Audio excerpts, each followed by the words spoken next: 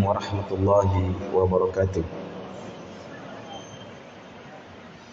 Innal hamdalillah nahmaduhu wa nasta'inuhu wa nastaghfiruh wa na'udzu billahi min shururi anfusina wa sayyiati a'malina. May yahdihillahu fala mudhillalah wa may yudlil fala hadiyalah. Wa ashhadu an la ilaha illallah wahdahu la syarikalah. Wa ashhadu anna Muhammadan abduhu wa rasuluh. Ya ayyuhalladzina amanu taqullaha haqqa tuqatih wa la tamutunna illa wa antum muslimun. Ya ayyuhan nasu taqu rabbakumul ladzi khalaqakum min nafsin wahidah wa khalaqa minha zawjaha wa batha minhuma rijalan katsiran wa nisaa'a. Wattaqullaha alladzi tasaaluna bihi wal arham innallaha kana 'alaikum raqiba. Ya ayyuhalladzina amanu taqullaha wa qulu qawlan sadida yuslih lakum a'malakum wa yaghfir lakum dhunubakum wa may yuti'illaha wa rasulahu faqad faza fawzan 'azima. Amma ba'd, fa inna asqal hadits kitabullah wa khairal hadi hadi Muhammadin sallallahu alaihi wa ala alihi wasallam. Para hadirin jamaah salat maghrib rahimani wa rahimakumullah. Kesyukuran yang sangat besar bagi seorang hamba tatkala Allah Subhanahu wa taala membuat dia gembira dengan agamanya. Sebab di dalam Al-Qur'an Allah Subhanahu wa taala berfirman, "May yuridillahu ayyahdiyahu yasra sadrahu lil Islam. Wa may yurid ayyudillahu yaj'al sadrahu dayiqan haraja ka'annama yas'adu fis sama." Siapa saja yang Allah inginkan pada dia hidayah, Allah ingin beri hidayah kepada dia, maka Allah Subhanahu wa taala lapangkan dadanya di dalam Islam. Orang yang di luar Islam, Allah lapangkan dadanya untuk memeluk Islam. Dan orang yang sudah berada di dalam Islam ini, Allah lapangkan dadanya untuk mempelajarinya, meyakini dan mengamalkan tuntunan dari agamanya. Namun sebaliknya kata Allah Subhanahu wa taala, "Wa may yurid ayyudillahu." Siapa saja yang Allah inginkan kesesatan bagi dia, maka Allah jadikan dadanya itu sesak, sempit, seakan-akan dia mendaki ke atas langit. Maka ketika kita gembira duduk bermajelis ilmu, maka itu pertanda Allah Subhanahu wa taala menginginkan pada kita kebaikan. Kemudian yang kedua, Rasulullah sallallahu alaihi wasallam bersabda, datang dalam hadis yang diriwayatkan oleh Al-Imam Al-Bukhari dan Imam Muslim dari sahabat Muawiyah bin Abi Sufyan, di mana Rasulullah sallallahu alaihi wasallam bersabda, "May yuridillahu bihi khairan yufaqihu fid din." Siapa saja yang Allah inginkan pada dia kebaikan. Maksud dari kebaikan di sini mencakup seluruh jenis kebaikan. Jadi hadis ini syaratnya siapa saja yang Allah inginkan pada dia kebaikan. Kebaikan di dalam hadis ini satu, yaitu tunggal dia. Tapi karena dia berada dalam susunan syarat, maka kaidah di dalam tafsir bahwasanya syarat dia berada di dalam syarat, maka yufidul umum, dia memberikan faedah umum, artinya mencakup seluruh jenis kebaikan. Jadi maksud dari hadis ini, siapapun dia yang Allah inginkan pada dia kebaikan, mencakup seluruh jenis kebaikan. Kebaikan di dunianya, kebaikan pada keluarganya, baik nanti setelah dia meninggal dunia di dalam kuburnya, dan kebaikan di negeri akhiratnya. Maka apa jawabannya? Yufaqihu fid din. Allah Subhanahu wa taala akan pahamkan dia di dalam agama. Maka kapan Allah pilih seorang hamba untuk bisa memahami agama Allah Subhanahu wa taala, itu pertanda bahwa Allah Subhanahu wa taala menginginkan kebaikan pada hamba tersebut. Sebab banyak orang menginginkan kebaikan, tapi dia tidak mendapatkan kebaikan itu. Tetapi kapan seorang hamba dipilih oleh Allah Subhanahu wa taala, rindu, cinta, senang, apalagi Allah berikan kesempatan kepada dia untuk belajar, terhadap agama ini, maka itu pertanda bahwa Allah Subhanahu wa taala menginginkan kebaikan pada hamba itu. Kita menyikat waktu bahwa di kesempatan ini tema dari pembahasan kita itu bersumber dari hadis Nabi sallallahu alaihi wasallam, yaitu ada 4 perkara yang akan ditanya seseorang pada hari kiamat. Jadi 4 perkara ini adalah sesuatu yang pasti seorang hamba itu akan ditanya pada hari kiamat. Ini datang dalam hadis Nabi sallallahu alaihi wasallam. Karena 4 perkara ini pasti akan dipertanyakan, maka hendaknya kita memperhatikan dengan baik ketika kita berada di dunia ini. Karena 4 perkara ini apabila kita ditanya dan ternyata sesuatu yang kita lakukan itu bisa membahayakan negeri akhirat kita, maka kita akan celaka pada hari kiamat. Tetapi ketika kita ditanya dengan 4 perkara ini dan ternyata di dunia kita melakukan dengannya, berbuat kebaikan dengan 4 perkara ini, maka diharapkan kita akan selamat dan kita terhitung dari hamba Allah yang akan dimasukkan ke dalam surganya. Rasulullah sallallahu alaihi wasallam bersabda, kata beliau di dalam hadis yang diriwayatkan oleh Imam Ibnu Hibban dan juga datang dalam riwayat Imam At-Tirmidzi, sesungguhnya Rasulullah sallallahu alaihi wasallam pernah bersabda, la tazulu qadama 'abdin yaumal qiyamah hatta yus'ala an arba'. Tidak akan bergeser 2 kaki seorang hamba pada hari kiamat sampai dia ditanya tentang 4 perkara. Sampai dia ditanya tentang 4 perkara. Jadi pada hari kiamat tidaklah bergeser kaki seorang hamba sampai dia ditanya tentang 4 perkara ini. Dan di dalam riwayat lain itu disebut 5 perkara. Sebenarnya perkaranya cuma 4. Tapi ada satu masalah, itu pertanyaannya 2. Dari mana dan kemana? Kita baca hadisnya. Rasulullah sallallahu alaihi wasallam bersabda, tidak akan bergeser 2 kaki seorang hamba pada hari kiamat sampai dia ditanya tentang 4 perkara. Yang pertama, an umrihi fima afnah, tentang umurnya, kemana dia habiskan umur tersebut. Umur jamaah sekalian itu adalah modal utama kehidupan seorang hamba, bekal bagi dia untuk mempersiapkan negeri akhiratnya dengan umur tersebut. Kemudian yang kedua, wa an jasadihi fima ablah, tentang jasadnya, kemana dia usangkan jasad tersebut. Jasad kita, tubuh kita dari ujung rambut sampai ujung kaki, semakin kita bertambah umur, semakin berubah pula penampilan kita. Mata yang awalnya terang, sedikit demi sedikit menjadi usang, terasa rabun dia memandang sesuatu. Telinga yang awalnya terang pendengarannya, makin lama menjadi usang, sehingga kurang bagus pendengarannya. Kulit yang dahulunya mulus, makin lama menjadi usang, maka menjadi keriputlah kulit tersebut. Hilanglah kecantikannya dan berkuranglah ketampanannya. Ini namanya diusangkan jasadnya dia. Ini pasti akan Allah tanya tentang jasadnya, kemana dia usangkan. Yang ketiga, an ilmihi, tentang ilmunya. Ilmu itu adalah pengetahuan dia terhadap sesuatu. Kapan dia sudah mengetahui sesuatu itu, maka dikatakan dia telah berilmu. Maka tentang ilmunya, mada amila fihi, pada apa dia beramal dengan ilmu tersebut. Ketika dia sudah berilmu, pada apa dia amalkan ilmu itu, akan ditanya oleh Allah Subhanahu wa ta'ala.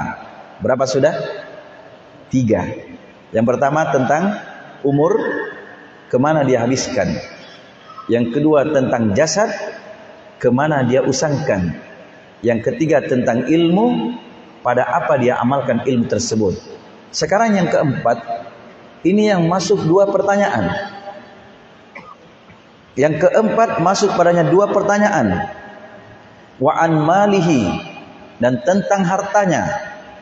Min aina iktasabahu, ini ditanya dari mana dia dapatkan harta tersebut. Wa fima anfaqah, lalu kemana dia nafkahkan harta itu. Ini ditanya dari 2 arah. Ketika kita memiliki handphone, dari mana kamu dapat? Itu sudah ditanya. Lalu setelah kamu miliki, kemana kamu gunakan? Pada apa kamu gunakan? Itu akan ditanya.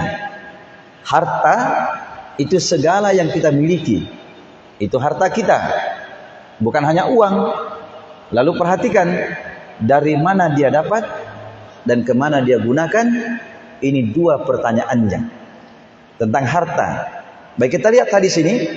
Ya, hadis ini bahwasanya seorang hamba itu ketika dia berada di padang mahsyar di hari kiamat, yaitu di kondisi apa? Tempat hisab, tempat perhitungan amalannya pada hari kiamat. Dia tidak akan bergerak kaki seorang hamba sampai dia ditanya tentang 4 perkara ini. Tidaklah bergerak kaki seorang hamba sampai dia ditanya tentang 4 perkara ini.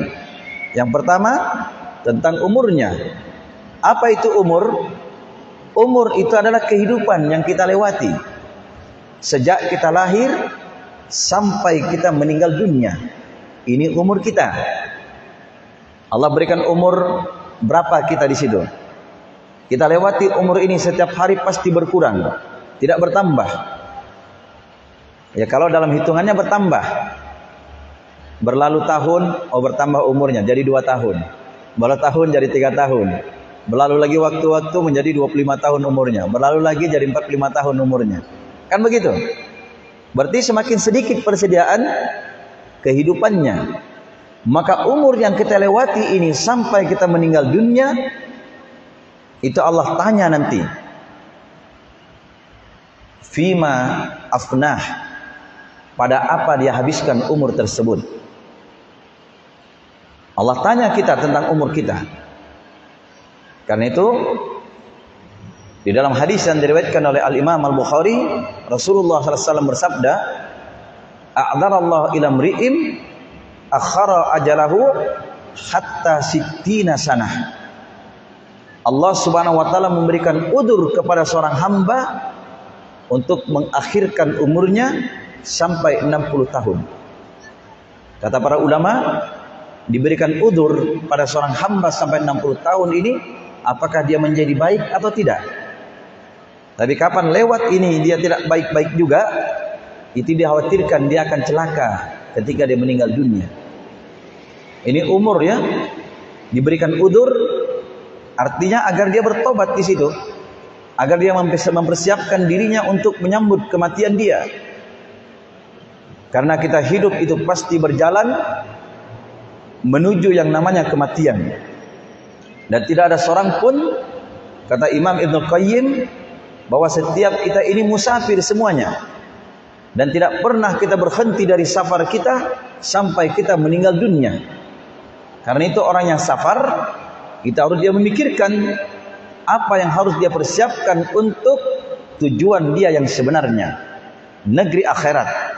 Dan datang dalam riwayat yang lain, Rasulullah sallallahu alaihi wasallam bersabda, kata beliau, a'maru ummati ma baina sittin ila sab'in. Umur umatku, kata beliau. Siapa umat Muhammad? Umat Islam. Umur umatku antara 60 tahun sampai 70 tahun.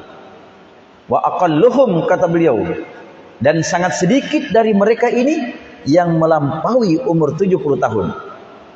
Ini umur umat Muhammad antara 60 sampai 70 tahun saja. Sedikit yang bisa melampauinya. Dan itu kapan umur kita sudah mulai lebih 40, hati-hati. Jangan kita lalai. Karena kematian itu tak memberi kabar kepada kita. Kapan datang kematian itu, maka berakhir umur kita. Dan ingat, umur yang kita lewati itu pasti akan ditanya oleh Allah Subhanahu wa ta'ala. Makanya seorang tabi'in yang bernama Fudail bin Iyad, beliau pernah berkata, kita keluar dari rahim ibu menuju dunia itu adalah sesuatu yang mudah, sebab kita tidak membawa apa-apa dalam keadaan suci. Tapi kata beliau, kita keluar dari dunia ini menuju negeri akhirat, ini adalah perkara yang sangat berat. Kenapa jamaah sekalian? Sebab semua yang kita lewati pasti akan kita pertanggungjawabkan. Semua yang kita lewati dari umur kita itu pasti akan kita pertanggungjawabkan. Pada apa kamu habiskan umur tersebut? Umur yang Allah berikan kamu di dalamnya, sehingga kamu masih hidup. Esok hari kamu masih hidup, tahun depan kamu masih hidup, maka umur ini kemana kamu habiskan? Itu pasti akan ditanya oleh Allah Subhanahu wa ta'ala. Orang itu biasanya kalau umur itu sudah tua baru dia menyesal, kan begitu? Jarang dia masih muda tapi menyesal sebelumnya. Makanya orang Indonesia itu memberikan peringatan apa? Sesal dahulu pendapatan, sesal kemudian tiada berguna. Artinya pikir baik-baik dulu sebelum bertindak. Karena kapan ini sesuatu sudah banyak berlalu, kita ingin kembali seperti semula, itu sudah tidak mampu lagi. Ketika datang masa tua, kita mau bertobat, sudah susah. Kita mau beribadah dengan rajin, badan sudah melemah, dan sudah banyak kekurangan pada diri kita. Karena itu seorang penyair mengatakan, laitas syababa ya'udu yauman fa akhbirahu bima fa'alal masibu. Andaikan kepemudaan itu bisa kembali sehari saja. Dia ini sudah tua ini. Andaikan katanya masa muda itu bisa kembali sehari saja, maka saya akan kabarkan apa yang dilakukan oleh orang-orang yang beruban. Artinya orang-orang yang sudah tua, tinggal penyesalan. Di dalam ucapan yang lain dikatakan, laitas syababa bu'a fastaraitu. Andaikan kepemudaan itu dijual, maka saya akan beli kepemudaan itu. Dia ingin kembali muda, ingin badannya segar, sholat masih enak, baca Al-Quran napasnya masih enak, matanya masih mudah melihat, lain sebagainya dan lain sebagainya. Karena itu ketika Allah memberikan kepada kita umur, kehidupan, maka gunakan hal tersebut dengan baik. Gunakan hal tersebut dengan baik. Karena itu Rasulullah pernah berpesan kepada Abdullah bin Umar, anak dari Umar ibn Khattab. Rasulullah pegang pundaknya dia. Kun fid dunya ka'annaka gharibun au 'abiru sabil. Jadilah kamu hidup di dunia seperti orang yang asing. Orang yang asing itu kan cuma sekedar berkunjung saja kemudian dia pergi. Au 'abiru sabil, atau seperti orang yang hanya sekedar lewat di sebuah jalan, kata beliau. Mendengar nasihat ini, Abdullah bin Umar memberikan nasihat kepada yang lainnya. Kata beliau, idza amsaita fala tantadhir as-sabah. Apabila kamu berada di waktu sore, jangan menunggu waktu pagi. Apabila kamu berada di waktu pagi, fala tantadhiril masa, kata beliau, jangan kamu menunggu waktu sore. Ambillah masa sehatmu sebelum datang masa sakitmu. Ambillah masa kamu mampu sebelum datang masa susahmu. Ambillah kehidupanmu sebelum datang kematianmu. Nah, ini perhatikan nasihat yang seperti ini. Artinya ketika kita berada di pagi hari, jangan tunda untuk melakukan kebaikan. Demikian pula ketika kita berada di hari itu, jangan tunda pula untuk melakukan kebaikan di esok harinya lagi. Tapi gunakanlah tatkala kita punya kesempatan. Ambil sebaik-baiknya kebaikan yang kita lakukan, yang kita harapkan betul, kelak di negeri akhirat kita bergembira dengannya. Nah, ini yang pertama ini, tentang umur. Kata Nabi SAW, an umrihi fima afnah, tentang umurnya kemana dia habiskan umur tersebut. Karena itu betapa banyak manusia yang lalai. Dan ini telah Allah kabarkan di dalam Al-Quran. Wa qalilum min ibadiyas syakur. Dan sangat sedikit kata Allah hambaku yang bersyukur. Terutama mensyukuri umur yang Allah berikan dari kehidupan dia. Betapa banyak anak zaman sekarang pagi, siang, sore, malam habis umurnya dengan main game online. Jam 1 malam, jam 2 malam sampai subuh pun mereka tidak lepas dari HP-nya. Itu banyak kita lihat di pinggir-pinggir jalan. Kalau kita naik mobil lewat malam, oh banyak itu. Karena di gunung-gunung mereka mencari ini, habis waktunya. Ini umur yang sia-sia namanya. Tapi umur seorang hamba dia gunakan dengan baik, maka itu akan dicatat. Dan itu akan menjadi kebaikan bagi dia di negeri akhirat. Dia akan bahagia melihatnya. Karena umur ini jamaah sekalian, dia ini adalah modal yang paling utama bagi seorang hamba untuk meraih kebaikan. Ketika Allah berikan umur kepada dia. Tapi kapan umur itu sudah Allah cabut, datang ajalnya, apa yang terjadi? Penyesalan, hanyalah tinggal penyesalan. Karena itu disebutkan di dalam Al-Quran. Surat Al-Munafikun pada ayat yang ke-10. Allah perintahkan, infakkanlah apa yang Allah telah rezekikan kepada kalian sebelum datang kematian pada salah seorang dari kalian. Maka apabila sudah dekat kematian itu datang kepada dia, maka dia mengatakan kepada Allah, akhartani ila ajalin qarib. Akhirkanlah umurku sampai pada waktu yang dekat kematian itu. Untuk apa dia minta akhirkan umurnya? Untuk apa jamaah sekalian? Fa asaddaqa wa akum minas solihin. Agar saya bisa bersedekah sehingga saya terhitung dari orang-orang yang salih. Dia minta akhirkan umurnya sejenak saja, hanya sekedar untuk sedekah. Kata para ulama, kenapa dia tidak minta untuk bisa haji, untuk bisa sholat? Sebab mereka memahami bahwa sedekah ini adalah perkara yang sangat bermanfaat setelah kematian dia. Paham ya? Karena itu dia minta akhirkan umurnya sejenak saja, hanya sekedar untuk bersedekah. Dan sehingga dia terhitung dari orang-orang yang salih. Ini penyesalan. Karena itu banyak ayat di dalam Al-Quran. Ketika dia telah meninggal dunia, dia menyesal. Ketika orang yang ditanya di dalam kubur, siapa Tuhanmu, apa agamamu, siapa nabimu, orang yang bisa menjawab, lantang dia menjawab, Tuhanku Allah, agamaku Islam, nabiku Muhammad. Setelah dia ditanya dari mana kamu mengetahuinya, dia katakan qara'tul Quran, amantu bihi wa sadaqtuh. Saya baca Al-Quran, saya imani Al-Quran itu, dan saya benarkan isi Al-Quran dalam bentuk amalannya. Ini sebab dia bahagia di dalam kuburnya. Adapun orang yang tidak bisa menjawab, ketika ditanya ini dia hanya mengatakan, la adri, saya tidak tahu.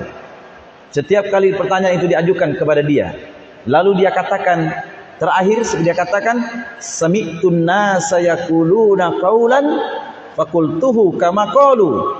Saya hanya mendengar manusia berkata dengan satu perkataan, kemudian saya pun berkata seperti itu. Dia hidup hanya sekedar ikut-ikutan, tidak mempergunakan umurnya dengan baik untuk belajar terhadap agamanya.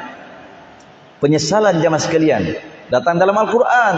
Ketika orang dimasukkan dia ke dalam neraka, maka dia menyesal, oh andainya dahulu saya di dunia menjadikan Rasul sebagai yang diikuti, dan andaikan saya tidak menjadikan si fulan sebagai teman dekat saya, tentu saya tidak akan celaka.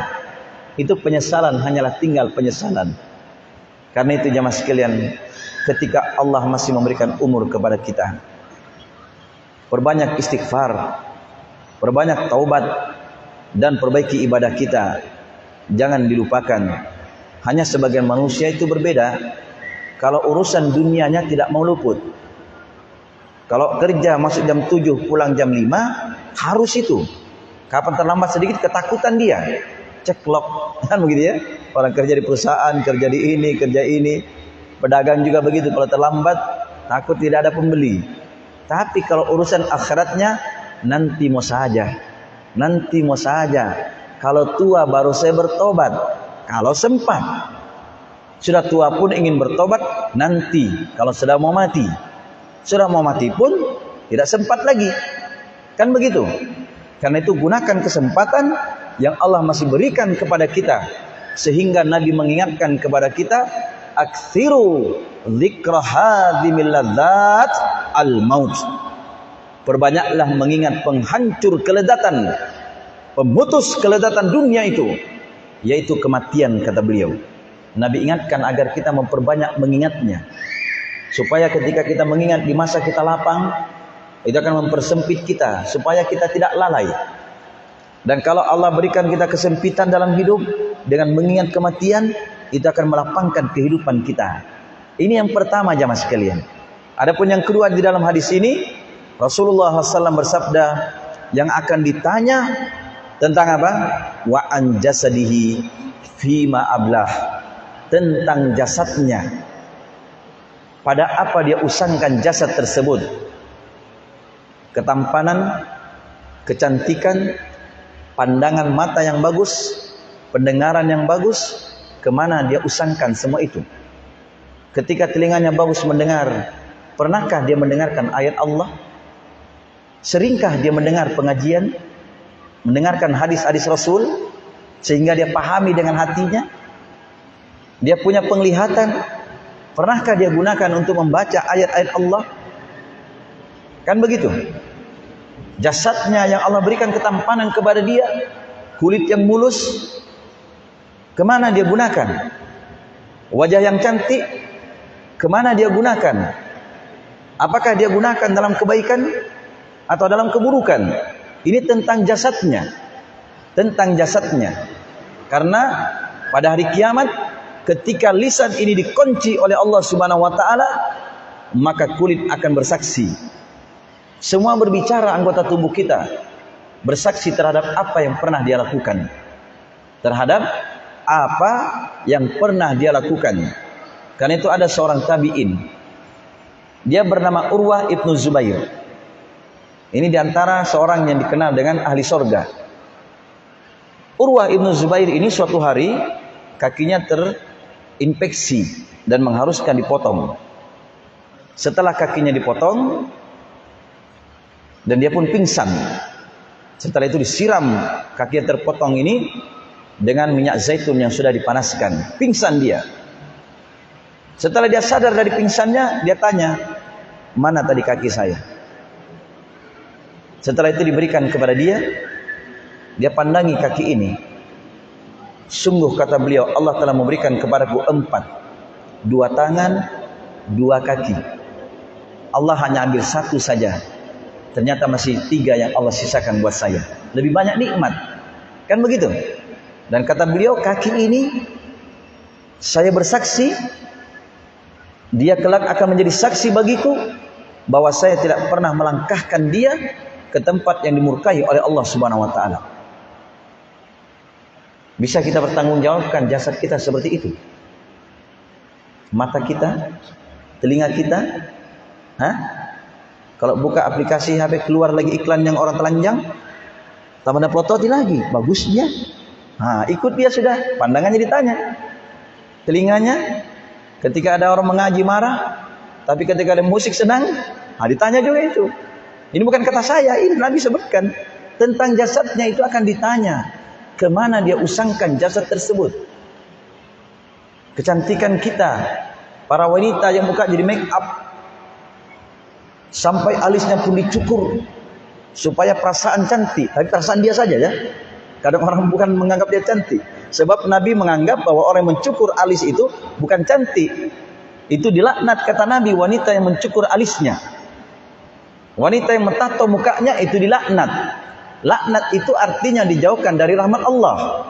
Sebagian wanita kan begitu, dicukur alisnya, ditato supaya mantap modelnya. Tapi terbalik, kalau pergi undangan bagus sekali nih, cantiknya Masya Allah kata orang. Orang dari jauh saya melihat istri siapa itu. Tapi kalau depan suaminya, innalillah wa inna ilaihi raji'un. Penampilannya membuat sesak napas. Mendekat pun suaminya segan. Itu yang dia khawatirkan. Tapi harusnya kecantikannya khusus hanya untuk suaminya. Ketampanan si suami khusus hanya untuk istrinya. Agar mereka bahagia dan terus meraih pahala dengan kemesraan yang ada di dalam rumah tangganya. Ini baru dia. Misalnya ya, saya tidak menyinggung. Memang begitu kenyataan banyak terjadi. Yang tersinggung saja, tidak apa-apa. Supaya dia paham maksudnya. Diperbaiki kan begitu ya. Nah, ini jasad ini tanya itu. Jasad kita. Bahkan jasad yang paling banyak memasukkan orang ke dalam neraka. Apa jemaah sekalian? Lisan. Kemaluan.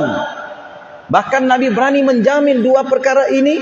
Kalau kita jaga, surga kata Nabi. Man yadman li ma baina lihiyatihi. Di antara siapa yang menjamin bagiku kata Nabi, di antara kedua jenggotnya. Artinya dia menjaga lisannya, tidak sembarang ucap. Wa baina rijlaihi, di antara kedua kakinya, yaitu dia jaga kemaluannya. Atman lahul jannah kata Nabi, saya akan jamin bagi dia surga. Nabi berani menjamin surga bagi seorang hamba yang menjaga lisannya dan menjaga kemaluannya. Dijamin surga bagi orang ini oleh Nabi, menunjukkan besarnya keutamaannya. Tapi ingat, ketika disebutkan besarnya keutamaannya, susahnya juga itu menjaganya. Begitu kebalikannya. Andaikan mudah menjaganya, pasti kita masuk surga semua, kan begitu? Tapi itulah tantangannya. Dijaga. Kapan kita mampu menjaganya, terus minta pertolongan kepada Allah, Nabi jamin surga bagi orang yang seperti ini. Paham ya? Ini jasad kita. Pulang ke rumah malas lihat istrinya, tapi keluar rumah senang lihat istri orang. Itu ditanya juga itu. Kemana dia gunakan jasadnya? Anggota tubuhnya semuanya. Paham ya? Yang ketiga sekarang, an ilmihi, tentang ilmunya. Ilmu jamaah sekalian, kata para ulama, kalau kita pernah duduk di depan mimbar, ada khatib yang berkhutbah di hari Jumat menyampaikan ilmu agama, kita dengar, kita paham maksudnya. Ini sudah dikatakan kita berilmu, kan begitu? Sekarang ilmu yang harus dihafal oleh setiap muslim dan muslimat itu apa? Rukun Islam kan? Yang 5, 2 kalimat syahadat. Rukun Islam pertama itu 2 dia. Bersaksi tentang tidak ada sesembahan yang disembah kecuali Allah, mengharuskan ikhlas di dalam ibadah. Yang kedua bersaksi Muhammad Rasulullah, mengharuskan Muhammad diikuti, ditaati. Kan begitu? Ini saja rukun pertama. Kemana ilmu ini kamu gunakan? Benarkah kamu menyembah hanya kepada Allah? Benarkah Muhammad itu betul-betul kamu ikuti ajarannya, tuntunannya? Atau hanya sekedar pengakuan? Kan itu orang Arab mengatakan kullu yadda'i waslan bilaila wa laila la tuqirru lahum bidaka. Setiap orang mengaku punya hubungan dengan si Laila, tapi Laila sendiri tidak mengakui ada hubungan mereka dengan dirinya. Jangan sampai kita seperti ini kepada Nabi kita Muhammad. Mengaku saya umat Muhammad, saya cinta kepada Muhammad, dia adalah Rasul saya, dia adalah kekasih saya, dia utusan Allah, membawa risalah. Tapi apakah benar ucapan kita? Pengakuan bukan hanya sekedar pengakuan, tapi bukti itu yang menunjukkan benarnya pengakuan. Nah, ini yang kedua, solat. Solat ini betapa banyak kaum muslimin dan muslimat paham solat itu rukun Islam. Ilmu ini kemana dia gunakan? Kan begitu? 5 waktu saja banyak yang bolong-bolong. Tapi kalau solat tarawih rame nih. Padahal solat tarawih itu solat sunat. 5 waktu itu rukun Islam yang menyebabkan tegaknya bangunan keislaman kita. Kapan dia tidak ada, runtuh keislaman kita. Zakat, puasa, haji, kan begitu, dan lain selainnya, ilmu yang lainnya. Itu dia akan ditanya, ya, pada apa dia amalkan ilmu tersebut. Dan yang terakhir tentang harta jamaah sekalian. Harta, min aina tasabahu, dari mana dia dapatkan harta itu? Wa fima anfaqah, kemana dia keluarkan, dia infakkan harta itu, dia gunakan kemana? Dari mana dia dapat? Kemana dia gunakan? Itu akan ditanya. 2 perkara pada harta. Karena itu harta jamaah sekalian. Harta jamaah sekalian yang banyak membuat putus hubungan antara anak dengan orang tua karena harta. Saudara dengan saudara hancur karena harta. Tetangga dengan tetangga hancur karena harta. Pedagang pun Pedagang pun Hiroshima kata orang hancur karena bom. Kalau pedagang hancur karena apa? Karena bom. Banyak orang tidak bayar. Ini kan harta ini. Padahal dalam agama kita itu urusan harta itu dijaga sangat ketat. Dijaga sangat ketat. Orang yang berhutang tidak membayar tidak masuk surga. Tidak masuk surga. Rasulullah SAW bersabda, kata beliau, nafsul mu'min mu'allaqatun bidainihi. Jiwa seorang mukmin itu terikat dengan hutangnya sampai dilunasi hutangnya. Dalam riwayat lain Nabi sebutkan bahwasanya orang yang mati di jalan Allah berperang bersama Nabi, dia tidak masuk surga karena ada hutang yang belum dilunasi. Karena ada hutang yang belum dilunasi. Karena itu harta kita jamaah sekalian dari mana kita dapat, kemana kita gunakan, kita akan ditanya. Yang kita makan menjadi darah daging kita. Nabi ingatkan, kata beliau, bahwasanya lahmun nabata minas sukhti fannaru aula bihi. Daging yang tumbuh dari harta yang haram, maka neraka itu lebih pantas untuk dia. Ingat itu jamaah sekalian. Karena itu Nabi kita Muhammad SAW, beliau menjaga dirinya, keturunannya, cucunya, sahabatnya, umatnya dari harta yang haram. Nabi kita kan dilarang makan harta zakat kan. Padahal beliau tuh sering kelaparan sampai 3 bulan tidak pernah masak, tidak ada yang dimasak. Beliau ikat dengan batu itu perutnya, diganjal supaya mengempes. Kalau kita makan, kalau sudah kenyang lepas dulu sabuknya, tambah lagi makannya supaya longgar, kan begitu. Nabi dia perkecil ini supaya tidak terasa lapar. Beliau dapat kurma di jalan. Kata Nabi, andaikan saya tidak khawatir ini harta zakat, saya akan makan, kata beliau. Tapi kenapa Nabi tidak mau makan? Karena beliau khawatir jangan sampai itu sesuatu yang haram masuk ke dalam perutnya dia. Cucu beliau Hasan dan Husain makan dari harta zakat. Beliau korek, keluarkan kata beliau.